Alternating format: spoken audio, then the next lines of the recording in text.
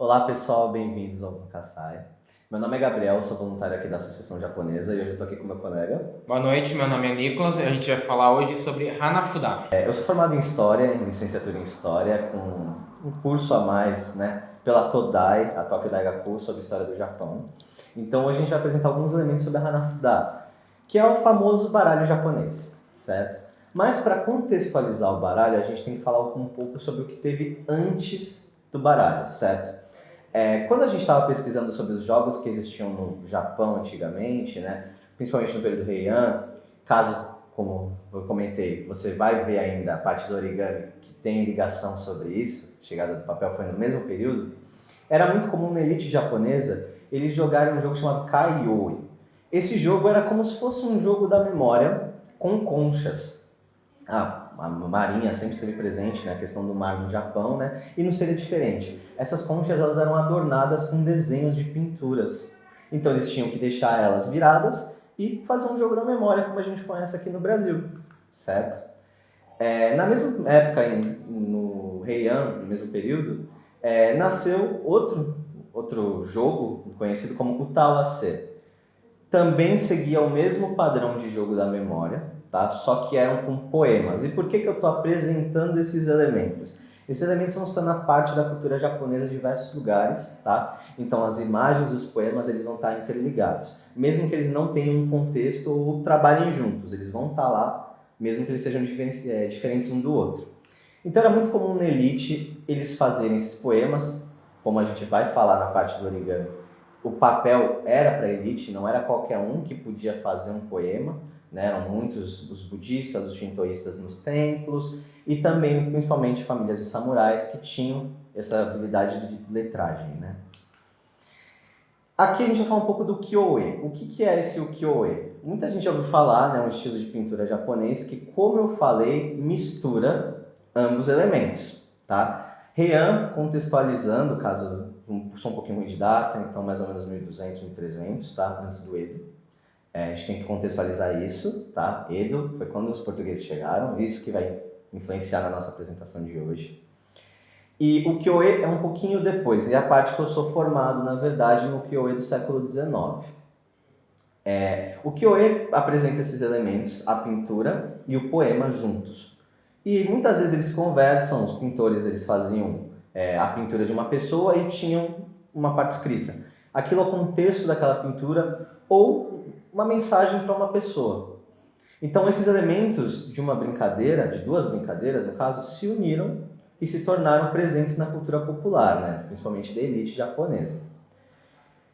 Quando a gente começa a falar do baralho, a gente vai ir para o período Edo, tá? Então a gente vai para 1500, chegada dos portugueses, porque para muitas pessoas que estudam a história do Brasil, a história do Brasil é bem descrita recentemente. Então a gente sabe que quando os portugueses vieram para cá, eles só colocaram a bandeirinha deles e foram direto para o Japão. Então, existem até pinturas, caso eu consiga lembrar, que eu tenho elas e mandar para o pessoal da edição, de portugueses atracando no Japão e levando, por exemplo, avestruz, levando animais que eram principalmente da África, porque eles passavam lá, pegavam e faziam comércio. Dentro dos navios, esses portugueses e espanhóis, eles tinham o costume de jogar um jogo chamado Hombre. O que é o Hombre? Ele é como um pôquer. Então o baralho é aquele baralho que a gente conhece hoje, de As a 10, e com os três imperadores, então o rei, a dama e o valete não é um imperador, é um cavaleiro, mas enfim, e traziam esses elementos. Só que digamos assim, você está 2 anos no mesmo navio, jogando com as mesmas pessoas, é entediante. Todos os dias você está jogando, você conhece a forma daquela pessoa jogar. Então eles tinham o costume de atracar nos portos e querer fazer o quê? Jogar com outras pessoas. E foi isso que eles fizeram. Eles chegaram no Japão e esses marinheiros ensinaram eles a jogar o Hombre, ensinaram os japoneses a jogar o Hombre. Só que nunca foi muito bem visto porque os marinheiros não queriam simplesmente jogar, eles queriam apostar. Era o principal, eles querem dinheiro para voltar para a terra deles e além do dinheiro da viagem, que eles ficavam 10 anos fora de casa, eles precisavam alimentar a família deles, eles queriam dinheiro a mais para poder ter na vida deles. Isso a gente está falando de 1500, 1600, então a situação de vida era totalmente diferente dos dias atuais, tá? Então eles apostavam muito. Só que o Japão nessa época, ele tinha um sistema de castas, a gente vai chamar assim, porque a gente está acostumado principalmente com as castas indianas, e era por questões religiosas. Hoje o Japão já aboliu esse sistema, ele não segue mais, tá? A gente está deixando isso claro. E a casta mais baixa era conhecida como Burakumin. O que eram essas pessoas? No shintoísmo, provavelmente no futuro a gente vai falar um pouco mais sobre shintoísmo, tá? Existe um mito da questão da limpeza. Principalmente quando a Izanami morre, ela fica impura, o Izanagi encontra ela no Yomi, ela tá suja. Então no shintoísmo entendia-se que a morte ela traz muita impureza. Por isso que muitas vezes os japoneses eles pedem para ter um ritual, né, de fim da vida budista. Eles não gostam do antigo ritual shintoísta, né? Tem casos e casos, varia das pessoas, né? E então, os Burakumin eram pessoas que mexiam com a morte. Eram elas coreiros, coveiros, açougueiros. Então as pessoas tinham nojo dessas pessoas porque elas, para eles, estavam sempre sujas. Eles viviam sempre ao redor das cidades porque era impossível mandar eles para longe já que eles necessitavam do trabalho deles. Então, qual foi a lógica dos Burakumin? O que a gente vai ter a perder se a gente já não tem dinheiro? Então eles começaram a apostar também. E começaram a comprar o jogo dos portugueses, o jogo dos espanhóis. Esses baralhos eles eram importados, tá? Principalmente, né, da Espanha. Até porque, mesmo período, Edo já tinha papel, mas não era o mesmo papel feito para carta, né? Era a época que a elite já estava querendo mais fazer dobraduras, usar papel como meio artístico, enquanto as pessoas da casta mais baixa queriam apostar. Com isso, eles começaram a montar cassinos ilegais, certo? E é por isso que a gente vai apresentar a Hanafuda hoje, como ela é. Isso antes da gente, o Nicolas vai falar também um pouco mais, a gente pede, né, para não jogarem o jogo, como a gente fala assim, o que está aqui hoje é o nosso material educativo, faz parte da coleção aqui da associação como material cultural expositivo que a gente recebeu por doação, certo? O Japão implantou uma lei, então, para a proibição das cartas, como elas foram conhecidas. Inclusive, baralho em japonês é karuta, né? Não existia essa palavra.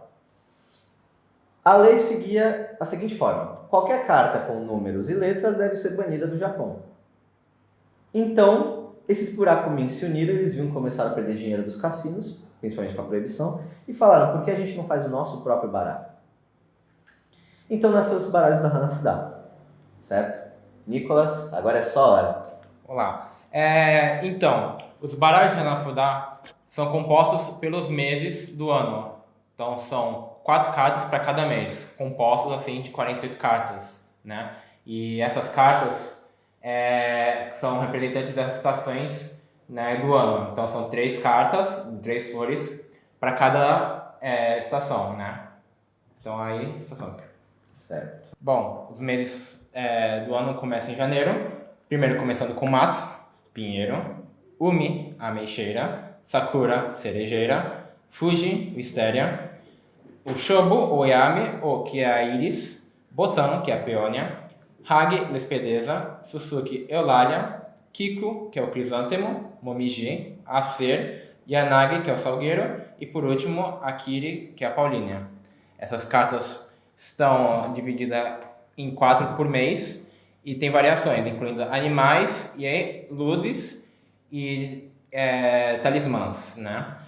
E os talismãs são divididos em 2 cores, os vermelhos e os azuis, com a diferença dos vermelhos que umas têm a escrita, enquanto os azuis não tem nenhuma, né? E no jogo, para você pontuar, você faz combinações, né? A combinação mais básica é quando você tem 10 flores, que é o chamado caço, é lixo. Se chama assim porque são as cartas mais fáceis de fazer, então você tem um lixo, você tem 10 cartas que formam um ponto, né? A segunda forma de ganhar ponto são as combinações internas, que são talismãs, né? São 5 talismãs que não importam as diferenças, que se chama Tanzakon, né?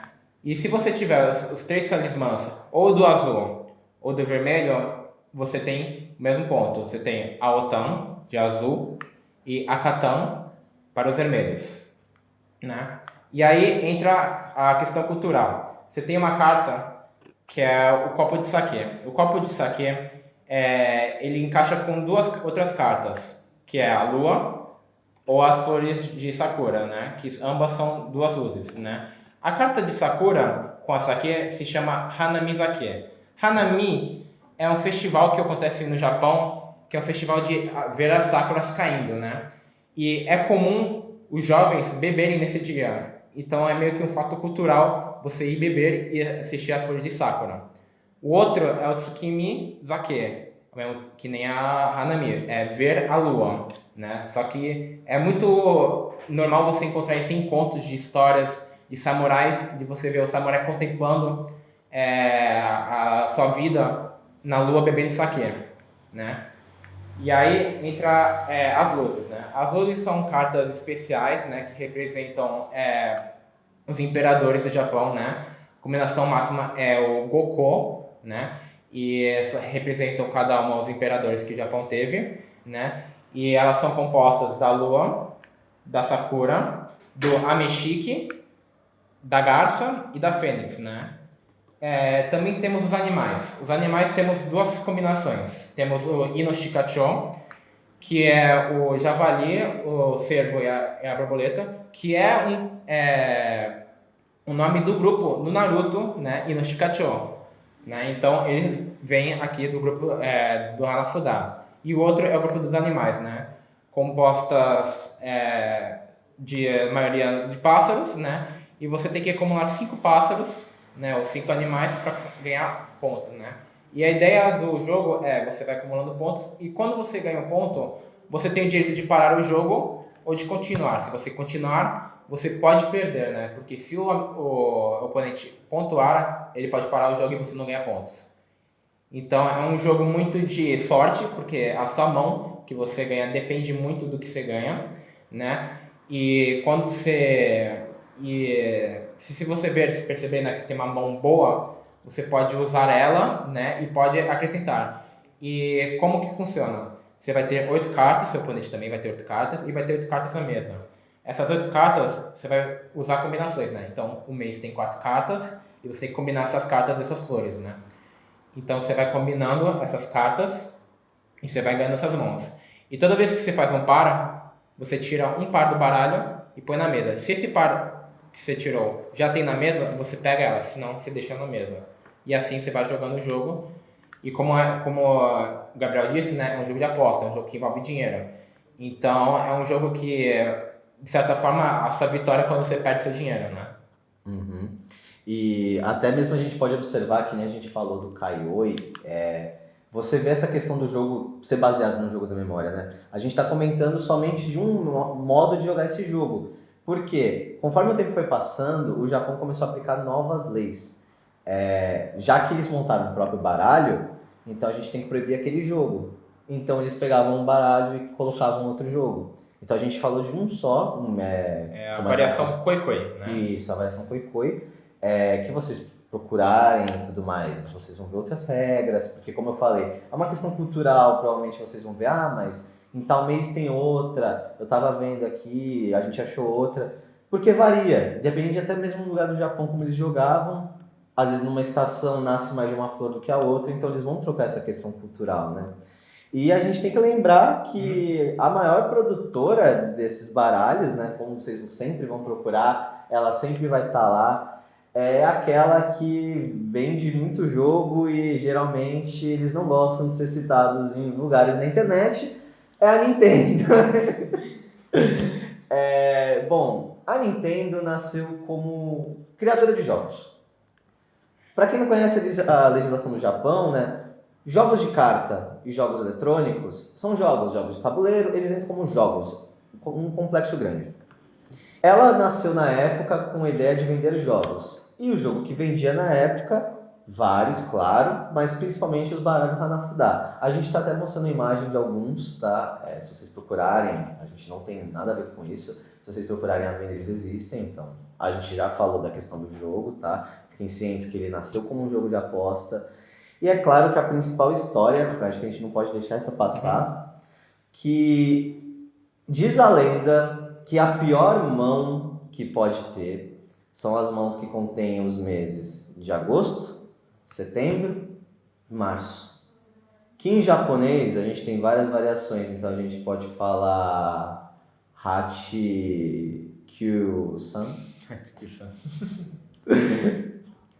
Lendo essas mãos, é um yomi? Com Onyomi. Onyomi. Pro chinês, né? Se lê como Yaku-za. Então lembram daqueles que eu falei que eram as pessoas dos buracos min, da casta baixa? Eles se uniram e formaram as famílias, para eles poderem crescer na vida. Mesmo com essa abolição, eles continuaram, até porque se vocês forem procurar, não é ilegal você ser um Yakuza. Você, na verdade, tem carteira registrada no Japão.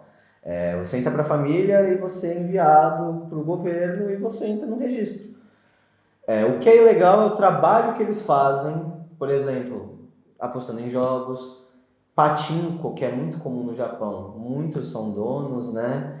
E questão deles sempre quererem lucrarem em diversos meios, principalmente em jogos. Se vocês forem atrás na internet, tem diversos livros. Tem um livro excelente em inglês, que é A História Não Contada dos Desenvolvedores de Jogos Japoneses, volume 2.